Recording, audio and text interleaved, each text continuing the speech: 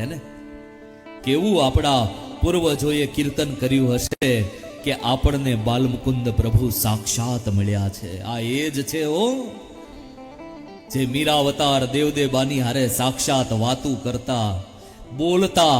અને જ્યારે જામનગરથી લઈને નીકળ્યા ને ત્યારે કીધું તું ત્યાં હું પછી હું આગળ ડગલું નહીં માંડું જ્યાં ગાડાની ધરી તૂટશે, એમ બોલતા હતા એ ત્યારે. અને હજી આજે જો કોઈ ઈ મીરાપણું પોતાના હૈયાની અંદર ભરીને એની હારે સંવાદ કરે ને તો આપણો બાલમુકુંદ એની હારે બોલવા માટે વાતું કરવા તૈયાર છે, સંવાદ કરવા તૈયાર છે. પણ કોઈ પોતાના ભીતર મીરાપણું એને શું ભાગ્ય હશે આપણું કે ધરી ત્યાં ભાંગી. જો સ્ટેટ ચિત્તલ સ્ટેટ સુધી પહોંચી ગયા હોત તો પછી આપણે કોઈ પૂજાનો કે કોઈ સવાલ જ નહોતો આવતો, સેવાનો કોઈ સવાલ જ નહોતો આવતો. પણ ધરી ત્યાં ભાંગી ને ત્યાં ઠાકોરજી બિરાજ્યા. અને પછી માની ઉંમર થઈ, હવે કેમ કરીને રોજ આવવું જવું, કોઈ યોગ્ય બ્રાહ્મણ મળે તો એને હોંપી દેવું છે. અને ઉત્તર ગુજરાતમાંથી એક બ્રાહ્મણ ઉતર્યા સાહેબ, જેના હાથમાં ભાગવતની પોથી, ભાગવતજીની પોથીને લઈને અને એક હાથમાં સૂચીને સરવો એક બ્રાહ્મણના હાથમાં સાહેબ, એક શ્રીમદ ભાગવતના શ્લોક ગાનાર. જન્માદ્યસ્ય યતોન્વયાદિ તરતશ્ચાર્થેષ્વ વિજ્ઞ સ્વરાટ તેને બ્રહ્મરુદાય આદિ કવયે મુહ્યન્તિ યત્સૂરયઃ તેજો વારી મૃદામ યથા વિનિમયો યત્ર ત્રિસર્ગો મૃષા ધામના સ્વેન સદા નિરસ્તકોહકમ સત્યમ પરમ ધીમહિ કહી. અને શ્રીમદ ભાગવત મહાપુરાણની કથાઓનું રસ વહેવનાવનારા. અને બીજા તો ઓમ ઇદગું હવિહે પ્રજનનમ મે અસ્તુ દસવીર ગું સર્વગણ ગું સસ્તયે આત્મસનિ પ્રજા સનિ વસુ સનિ લોક સન્ય ભય સનિ અગ્નિ પ્રજામ બહુલામ મે કરોત્મન્નમ વયોરે તો નમસ્તે રુદ્રમન્યબોધો દિખવે નમઃ બાહુભ્યામુતતે નમઃ જાતે રુદ્રશવાતનૂર ઘોરા પાપકાશિની ધ્યાનસ્તન્વાસંદમયા ગિરિસંદા વિચાકશે જામિ ઘુંગિરિસંદાસ્તે વિવર્ગસ્તવે શિવાંગિરતરાંગુરમાય ઘુંસે વિવર્ગંજગદા વિવેનોત સાત્વા ગિરિસચ્છા વદામસી જતાનઃ શ્રોમિ જગત્સુમના સતા. એક બ્રાહ્મણ શ્રીમદ ભાગવતના શ્લોકોનું ગાયન કરે અને એક બ્રાહ્મણ વૈદિક મંત્રોનું અનુષ્ઠાન પઠન કરે. અને જાત્રાએ નીકળેલા ચાલતા ચાલતા સૌરાષ્ટ્રની ધરતીમાં સુંદર મજાનો નદીનો કિનારો, સુંદર મજાના ખેતર અને રૂડો મજાનો આવકારો મળ્યો. પધારો પધારો પધારો બ્રાહ્મણો પધારો. અને ત્યારે ખુમારીથી ભરેલા શ્રીમદ ભાગવત મહાપુરાણની પોથીને લઈ પધરાવી. અને દેવદેમાં પૂછે છે, બા પૂછે છે એને, ક્યાંથી આવો છો? બોલે માં બહુ છેટેથી દૂરથી આવીએ. ક્યાંથી? કડી કલોલથી. જાત્રાએ નીકળ્યા? બોલે હા. હારું હારું. ભાઈઓ છો? હા, સગા ભાઈઓ. હું કથા કરું, આ કર્મકાંડ કરે. અને પછી બ્રાહ્મણના ચહેરામાં તેજ જોયું, બ્રાહ્મણની આંખોમાં નૂર જોયું અને વાણી ઉપર સરસ્વતીને જોઈ. અને ત્યારે મીરાનો અવતાર, મીરાપણું લઈને બેઠેલી માં એમ કહે છે કે અમાર ઠાકોરજીની સેવા ન કરો? અને ભૂદેવ બ્રાહ્મણ છે ને ઉદાર બહુ હોય, કરીએ ને શું કામ ન કરીએ? રોકાશો અહીંયા? રોકાઈ જાય. લ્યો તમને થોડીક જમીન દઈ, અમારા ઠાકોરજીની સેવા કરો. અને એક ભાઈ મારી સાથે ચાલો. એટલે એક ભાઈને લઈ ચિત્તલ સ્ટેટમાં ગયા.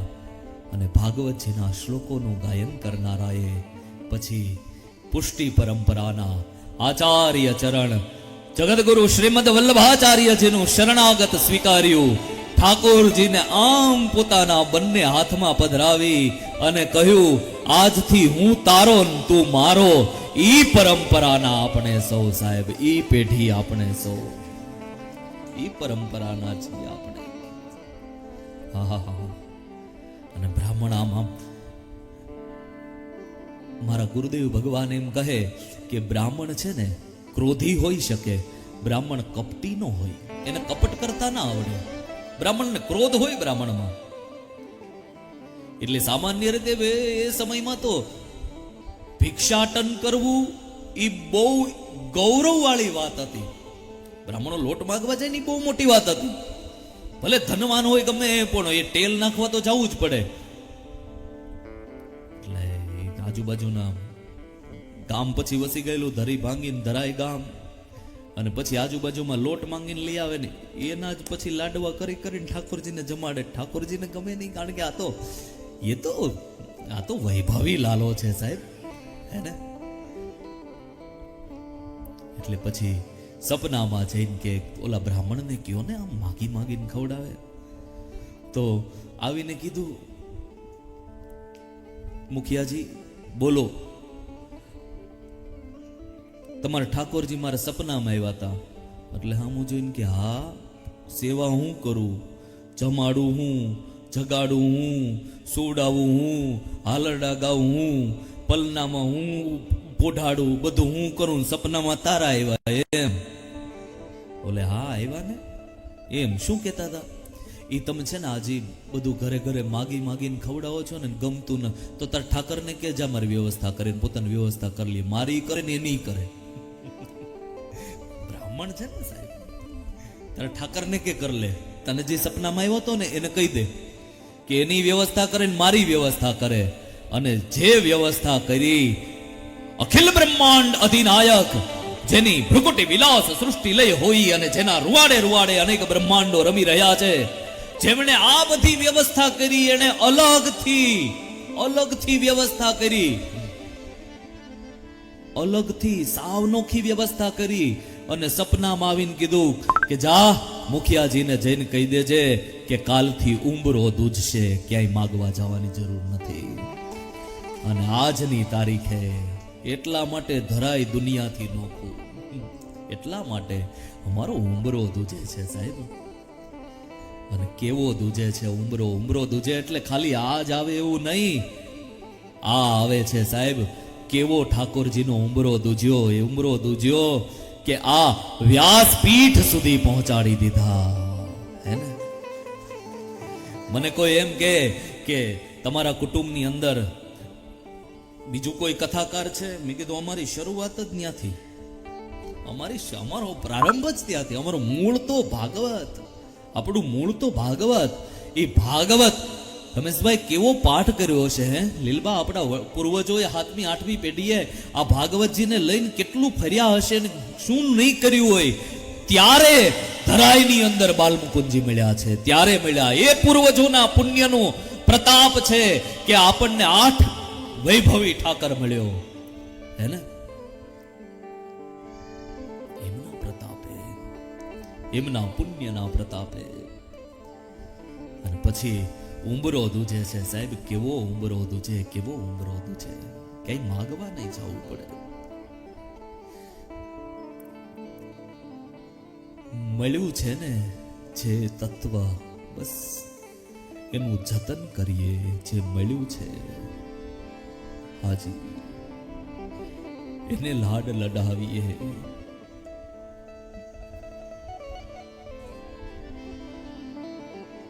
તેજ દેખાય ઠાકરના દર્શન કરીએ ને. હજી મને આજે યાદ,